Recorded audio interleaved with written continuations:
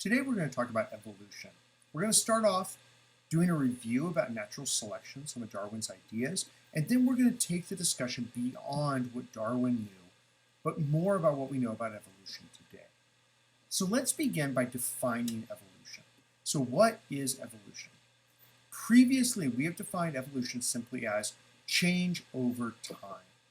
And to truly understand how change over time means evolution, we need to introduce a variety of new vocabulary terms so we can talk about evolution in precise detail. The first vocabulary term we're going to use is what we call population.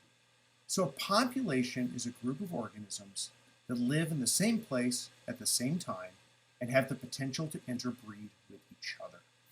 And populations can be looked at from a variety of different scales. For example, I can talk about a population at Culver Academies.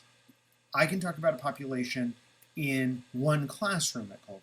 I can talk about a population of Indiana, Chicago, the United States. So populations can be scales. And really what we're talking about with a population is a group that potentially can interbreed with each other. They all have to be the same species. So we can have a population of humans. On campus, we also have a population of squirrels and a variety of other things like a population of deer and such. Populations are the basic unit that evolution works at, so it's important to understand what that means. And now that we've added population to the mix, I'm going to update our definition of evolution. So where previously evolution was simply change over time, we are now, from this moment onwards, going to define evolution as a change in the allelic frequency of a population over time. So we're still dealing with change, but what exactly is changing? The allelic frequency. We're talking about genes now. How common are certain alleles, certain versions of genes, and how common are other versions? As we shift around which alleles are common and which are uncommon, that is evolution. So while my growing throughout my life might represent a change, that would not qualify as evolution because I'm not changing an allelic frequency. The other thing about evolution in our new updated definition is we are talking about populations. Individuals do not evolve. I will not evolve. Populations evolve as certain alleles become more common or less common over time. So where does genetic variation come from? If you look at this picture here, we have a number of different children, and you can see they're different. They don't look the same. Okay? There is variation here. They have different skin colors, different hair colors, they're different heights and all. And there's a whole bunch of other characteristics. All these variations come from mutations, changes in the genetic code. It's important to remember that while mutations occur, they occur randomly. They do not occur based on need. So you can have a prey species living out in the wild, and it doesn't matter how badly it needs to be camouflaged. That's not going to cause a mutation for camouflage to happen. Mutations are random. Often, they have a harmful effect or no effect at all, but occasionally, a mutation can cause a beneficial effect. And that's when evolution really takes off. Mutations are often impacted by change in environmental conditions. So as the environment shifts, mutations that were not helpful before can suddenly become more helpful, or vice versa. Helpful mutations can no longer be helpful. But mutations, you can think of them, they are the clay that evolution works with when it's shaping the formation of a species over time. When we talk about genetic variation, we can talk about it at a couple of different levels. For example, we can talk about genetic variation at the individual levels. So I can look in a person and look at their genes, and remember they will have 2 of every allele. They will have homologous chromosomes. You see, I got my 2 homologous chromosomes. DNA replication has occurred, that's why they're an X. And I can have one version of allele on this one and a different version of allele on this one. Or they could be both the same, or they could be both dominant, both recessive. So individuals can have genetic variation. Similarly, populations, groups of individuals, can also have genetic variation, where an individual is limited to either having one or two versions of an allele. Populations can have a much wider variety of versions of the allele because each individual contains two alleles, but the population as a whole contains far more than that. So when we're talking about genetic variation, one term that commonly comes up is what we call the gene pool. A gene pool is the sum of all genetic variation in the population. So for example, if this is our population in this image, you can see I have many individuals that can have the X1 allele, individuals that have an X2 allele, and X3 allele. So I have three different versions of a particular allele. The gene pool is the total sum of all those different alleles. So that's our gene pool. When I talk about the gene pool, I can also talk about the allele frequency. The allele frequency is how many of each different allele we have compared to the total population. For example, the X1 allele, I have 12 of them. While the X2 allele is much more common and I have 41 of them. And finally, the X3 allele, I have 17. So I would be able to figure out the total allele frequency of any of these simply by taking 12 divided by the total of all of them. That would give me how frequent each allele is within the overall gene pool. We can also talk about genotype frequency. How many individuals are homozygous dominant, heterozygous, homozygous recessive, and such. So we can talk about the gene pool using some of this vocabulary. One question that occurred when scientists started learning about mutations is how frequently do mutations occur? Do they occur at particular rates? And so they did an experiment in a lab using bacteria. So the way the experiment was set up is they took a bacteria and they sequenced its entire genome. So they looked at the DNA and they figured out every single nucleotide on the chromosome of the bacteria. Bacteria are prokaryotic organisms, so they only have a single chromosome. And they sequenced it, so they knew the chromosome was AAA, TC, GG, TC, G, and so on, all the way down. Then they began to grow the bacteria in ideal lab conditions and let them reproduce generation after generation using mitosis. And every 5,000 generations, they would sequence the entire genome again. And they did this for a total of 20,000 generations. Now, I know that sounds like a lot, but you have to remember some bacteria can reproduce every 20 minutes. So 5,000 generations is not quite as long as it would be for humans. And what they observed as they did this is that bacteria mutate at a fairly consistent rate. At the end of the total experiment, they had observed a total of 45 unique mutations. And there was a gradual increase along the way at a pretty consistent rate. So this experiment demonstrated two things. One, it demonstrated that mutations do occur randomly. Secondly, they occur at a consistent rate over time. Subsequent experiments with other species have shown similar trends. Mutations occur and they occur at predictable rates. However, different organisms, different species tend to experience different rates of mutation. So bacteria might accumulate a certain rate of mutation. Humans would experience a different rate of mutation. But if you were looking at humans accumulate at a predictable speed, as do bacteria. Just those two speeds would be different between the different species. So mutations absolutely do occur, and they accumulate in predictable ways. So the next question that we come up to is, can populations really evolve? Well, mutations can cause nearly all populations to contain variations. We know that.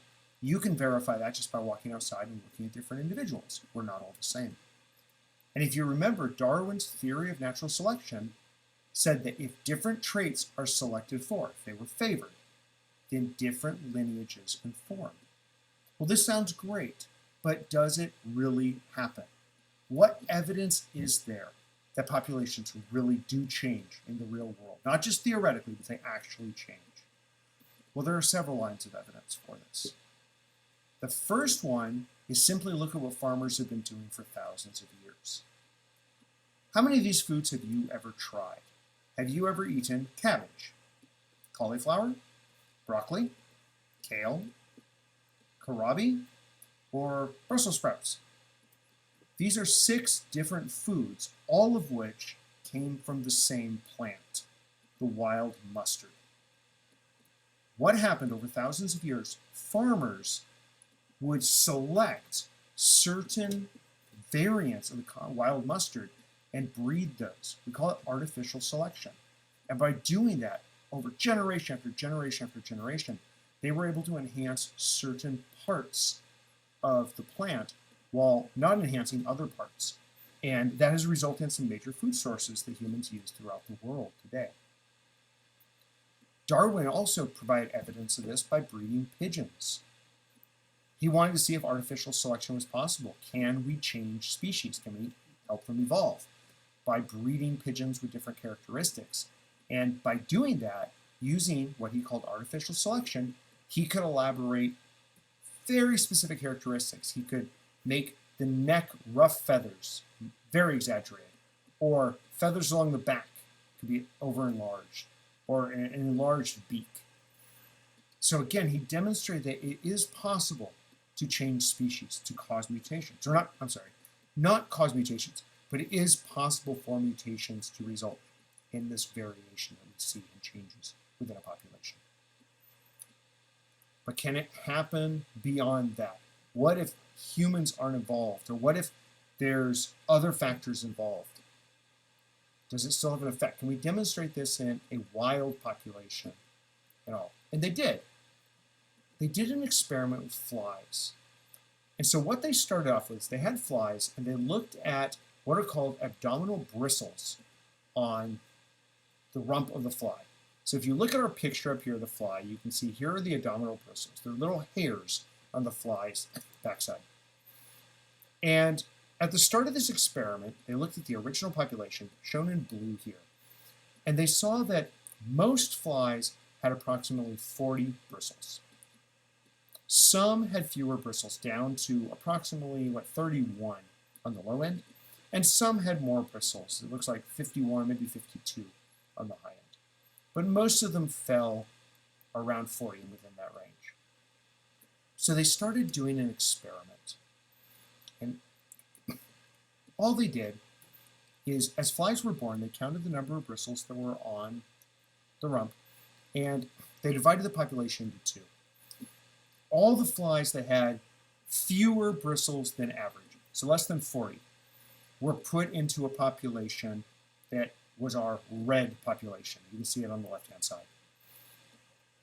All flies that had a larger number of bristles than average, they put into our green population on the right-hand side. And then they let them continue to breed. After 35 generations, so only 35, they came back and they looked at the population. So what they saw, the population that selected for a low number of bristles, the number of bristles was dramatically less than what the original population had. The individual with the most bristles still had fewer bristles than anyone in the original population. And most of them had significantly lower than that. In the green population, where having a high number of bristles was selected for, we saw a dramatic increase, 2 to 3 times as many bristles on an individual. And again, the one with the lowest number was still significantly higher than the original population.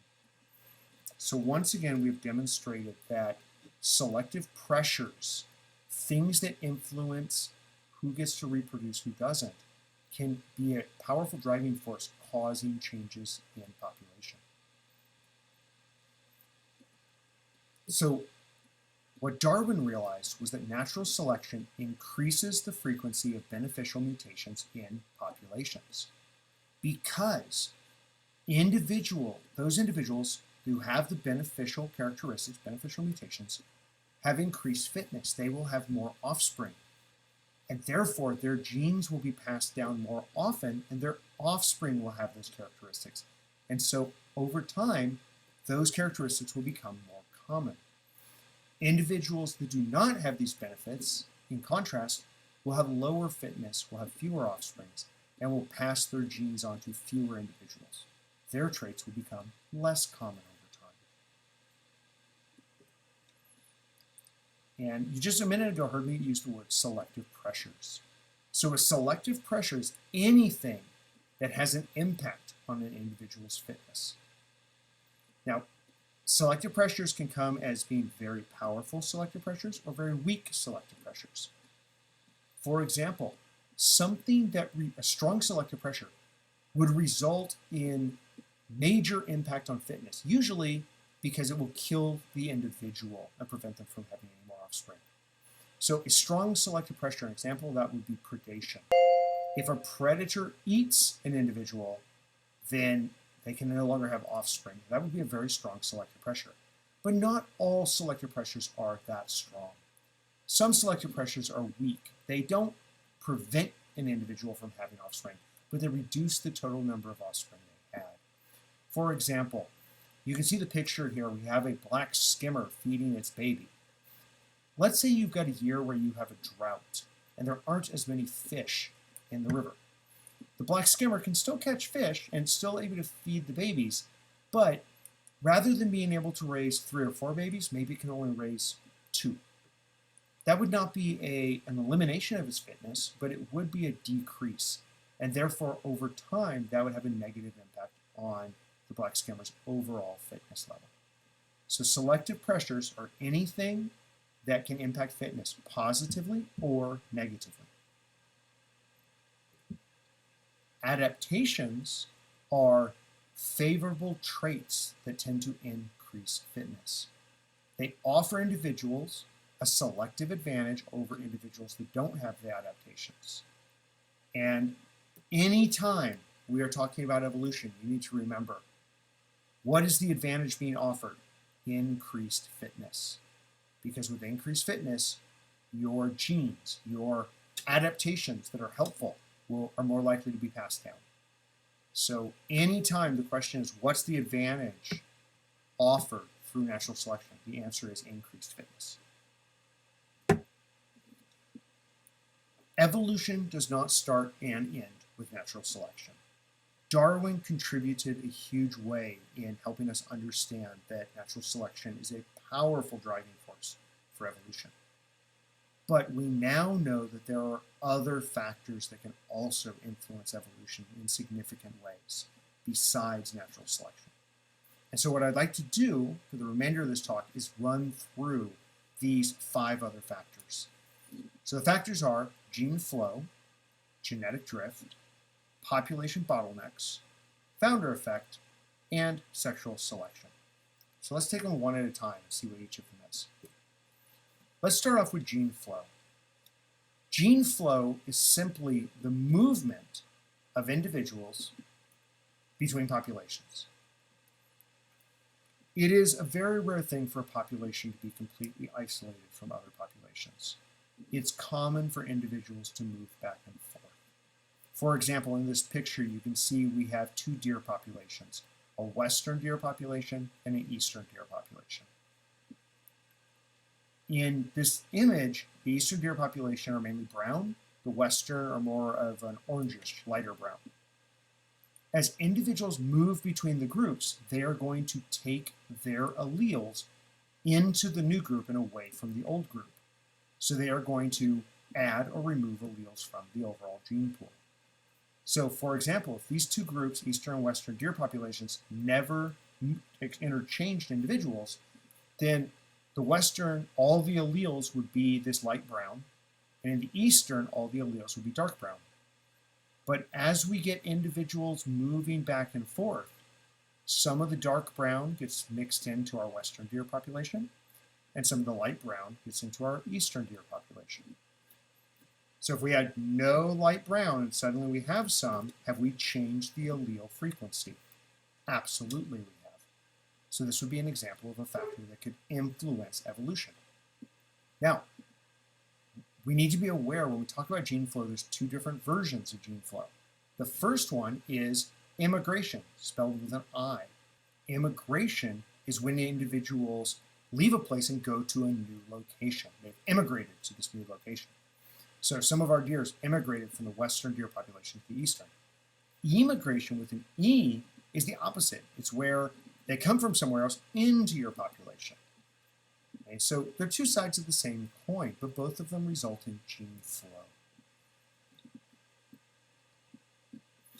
Genetic drift. Genetic drift is when an unexpected event causes a change in the gene pool. And let's use this image as a diagram representing genetic drift. So this is a population over time. So let's start with A. Our allele frequency here, we have 3 dark green beetles and 6 brown beetles. Okay. Then someone is walking along, possibly a Culver student, and without even noticing him, steps on 2 of our beetles. So we've killed, and it just happens to be stepped on 2 green beetles. So that's our event. And then finally C, now we only have 1 green beetle and 6 brown. Has our allele frequency changed? Yes, it has. Does that mean evolution has occurred? Yes, it does. Genetic drift, though, the important thing, this is different than natural selection because genetic drift is a random event. The individuals that got eliminated did not get eliminated because they had poor characteristics or poor traits. It was something just suddenly happened that resulted in their deaths unexpectedly. For example, you could have a herd of goats walking through the mountains, an avalanche happens, and 3 of the goats die in the avalanche. They just happen to be in the wrong place at the wrong time. That would be another example of genetic drift. The direction that genetic drift causes a population to evolve is random. It depends entirely on which individuals die from the event and which survive. A population bottleneck is kind of an extreme example of genetic drift. In a population bottleneck, what you have is you have a population that seems to be doing well, it's fairly sizable, and then a catastrophic event happens. Something that occurs that is driving the species toward extinction. An example of this would be cheetahs. About 7 million years ago, cheetahs, one of the large cats found in Africa and Asia, almost went extinct. The numbers got down to very, very small, maybe less than 100 individuals left in the world. However, they did not go extinct. They survived and they began to multiply. The survivors multiplied, and today cheetah are still found throughout many parts of Africa. So the population recovers. But it's called a bottleneck event because not all the alleles in the gene pool will survive the bottleneck. And to demonstrate that, we have some images here of a bottle. So here's our original population. I want you to take a look at the colors represented. So I see some red, green, yellow, blue. There's probably some other colors in there too. And then the catastrophic event happens and only a few individuals survive. Look at who survived. The ones that were blue and yellow. The red ones and green ones, every single one of those died. So now the individuals that survived begin to reproduce and they'll pass their genes on to the new population.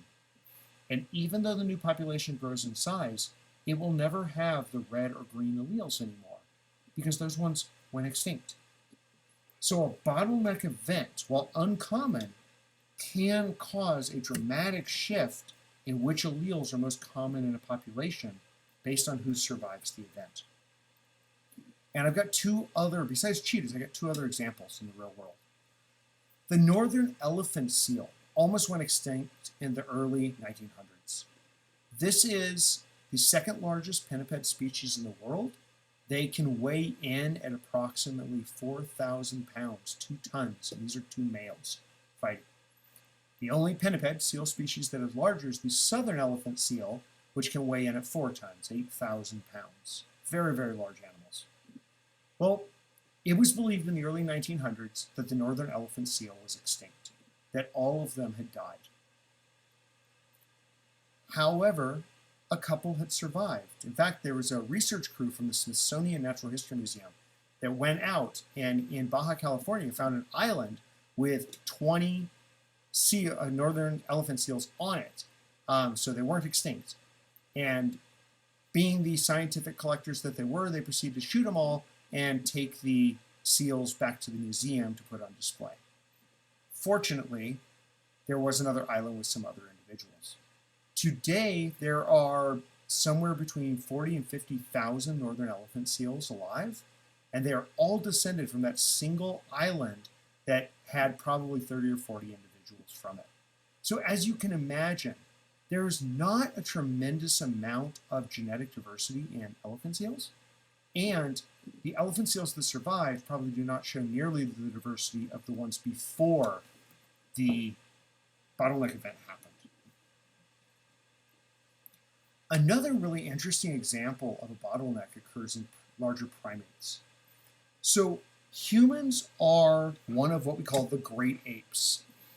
And as far as species still alive on Earth, there are 5 great apes: humans, chimpanzees, gorillas, pygmy chimpanzees, and orangutans. All of us are common ancestors to each other. Yet, if we go in and we look at around the world and see kind of who's where, we have somewhere 7.5, almost 8 billion humans. The other apes are far less common. For example, the gorillas, I think there's about 1,000, 2,000 gorillas left in the world, a couple thousand chimpanzees, probably a few hundred bonobos, the pygmy chimpanzees, and several hundred orangutans. Much smaller. However, if we go and look at the genetic variation, what we will find is that chimpanzees are quite different than each other. There's a lot of genetic variation between them. Gorillas, quite different from each other. Bonobos, quite different from each other. And orangutans, quite different. Humans, not very different from each other. All of the other great apes, even though their total numbers on this planet are much lower than humans, they show much more genetic variation than humans do. Why? Well, it appears that humans went through a genetic bottleneck about 70,000 years ago. Due to the Toba supervolcanic eruption in Indonesia and a resulting climate change and a cooling down of the world, humans came close to going extinct. We didn't go extinct and our numbers have increased dramatically, but it reduced the genetic variation that we have. Another interesting point is that native African populations have much more genetic diversity than non-African populations. That has to do with African populations are the oldest human groups on the planet, and they've had the most time to diversify. Now let's take a look at what we call founder effect. The founder effect is based on the idea that you can have an original population, we're going to call the mother population, and a small subset of this population leaves the mother population and goes to a new location and establishes a new population. Maybe they flew across a mountain range or flew to an island and developed a new population. If you look at our mother population, I would say there's probably about an equal number of orange and red dots. So 2 different alleles, about equal frequency. But because of the founder effect, the new population does not have that same allele frequency. There's only 1 red allele and many orange alleles. So we've seen a change in the allele frequency. Is that an example of evolution? Yes, it is. A real-world example of this can be seen in the Galapagos. What is believed to have happened is that this South American finch, kind of finch that lived in South America, through storms, moved 1,000 kilometers, 600 miles out, and ended up on the Galapagos Islands, and stayed there. Over time, the Galapagos Islands applied a variety of selective pressures, resulting in the evolution and change of those South American finches into what today we call the Galapagos finches. 13 different finches, which if you look at their bills have some pretty significant differences. Different sizes based on what they eat. Here you can see one that eats strong seeds, has a strong looking bill. Cactus, fruits, and flower, much narrower bill. Eats buds and stuff, also a strong bill. And woodpecker, going after insects and things. All of these different finches in the Galapagos are descended from this single ancestor, but they're not the same. And part of those differences is because of the original founder effect. The individuals that came from the mother population did not represent the same genetic diversity as the mother population itself. So it already started being different. And then, after arriving on the Galapagos, each of these groups were exposed to a variety of selective pressures and accumulated differences over thousands of years, resulting in the wide variety of finch species we see there today. One more factor that needs to be taken into account when we talk about evolution is what we call sexual selection. Mating, determining who mates with who, is rarely a random event. Individuals are selective about who they mate with. If you have doubts about this, ask yourself, when it comes time for you to go to final ball, are you going to go with just anyone, or are you selective in who you might want to go with? The same concept applies here with other species. Okay? And if you are selected or not selected, that can have a tremendous impact on an individual's fitness. So let's take a look at an example here. This bird that you see in the picture, this is an African long-tailed widow bird. Males have massive tails that are several times the length of their body. Females do not. The tails are so long that they can actually interfere with the male's ability to fly very well, thereby making it harder for them to escape from predators and to get food. Okay. So why on earth do they have long tails? Well, it appears that females prefer males with longer tails when they're picking a mate. So, being good scientists, a group of researchers asked the question, does tail length influence fitness? And they designed an experiment to actually test this idea. So, their hypothesis, female widow birds prefer to mate with the male that displays the longest tail. Longer-tailed males thus are favored by sexual selection because they father more offspring. So here's what they did. They went out and caught a number of male widow birds, and then they artificially lengthened or shortened the tails. So shortening the tails involved cutting them. Lengthening the tails involved gluing feathers onto the tail and make it even longer. In a control group, they were a little concerned about the cutting process itself might reduce a male's ability to attract a mate. So the control group, they cut the tails, but then glued them right back on at the same length to check and make sure that tail cutting wasn't causing a problem. And finally, they had a group that they just left alone. They then released the males back into the territory and observe, did they mate, and how many eggs did they have, and how many young were produced by each male. So what did they find? Well, we have our four groups. Artificially lengthened, you can see that's a long tail. Normal tail, they didn't do anything to them. A normal tail that they cut but then glued back on at the same length. And then a shortened tail. And they looked at the average numbers of nests each male had. So the shorter tail, very few numbers of nests, not very many. These two individuals, cut tail and then glued back on or uncut, tended to be the same. Cutting the tails didn't appear to have any impact. Okay, just under one nest per male. The male with the abnormally long tail, double the number of nests that your normal one would have. So did having a longer tail provide a selective advantage? Absolutely, it did. Okay, so Sexual selection is real, and it can have a heavy impact on natural selection, on who gets to breed, and therefore it can influence fitness, and it can influence evolution. Okay, to end, I've got a challenge question for you.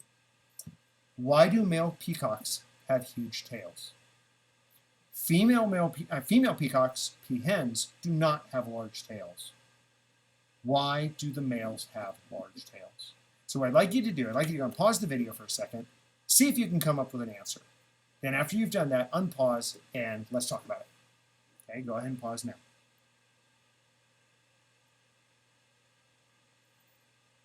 Okay, did you figure it out? Peacocks are a fantastic example of sexual selection. Females, peahens, will select males with the largest possible tail. That's who they want to mate with. Therefore, from the male's perspective, it is a huge advantage to have a large, showy tail if you want to get selected to breed. Males that don't have large, showy tails don't tend to get mates, and therefore that smaller tail does not tend to get passed on. Those with large tails do tend to mate, so they pass those genes on to their offspring. But this brings up an interesting question. Why do the females pick males with a large tail? I mean, what possible reason is there other than looks pretty cool? Well, it turns out there is a rationale behind it. Okay? The tail is an indicator of health and ability to survive. So for a peacock, that tail is a significant investment in energy. That male had to be able to go out and get a lot of food and continue to find a lot of food to produce a tail that looks that nice. So he's a good hunter and survivor. Secondly, that tail makes it much more difficult to hide from predators, tigers and other things that would eat a peacock. And so this male has demonstrated by growing up and having a tail that large that he's a survivor. He's got the skills needed to not only find food, but to survive in the long term. And those are characteristics that the females are wanting to pass on to their own offspring. And so the tail is an indicator of other characteristics that are good about survival. Now, if a peacock's tail is approximately 10 feet across, and that's a pretty good average, why isn't it 20 feet across? What is the limitation? Well, as a peacock's tail gets larger, there are other pressures, other selective pressures start coming into play. And the biggest one is predation. There are things out in the world that like to eat peacocks, and a peacock needs to be able to avoid those things, those predators especially. If the tail gets too large, the peacock can't hide and the peacock can't run away. So there is an upward limit. The selective pressure, female selective pressure, is encouraging the tail to get bigger and bigger and bigger over generations. The selective pressure of predation, on the other hand, is encouraging the tail to get smaller and smaller and smaller so you don't get eaten.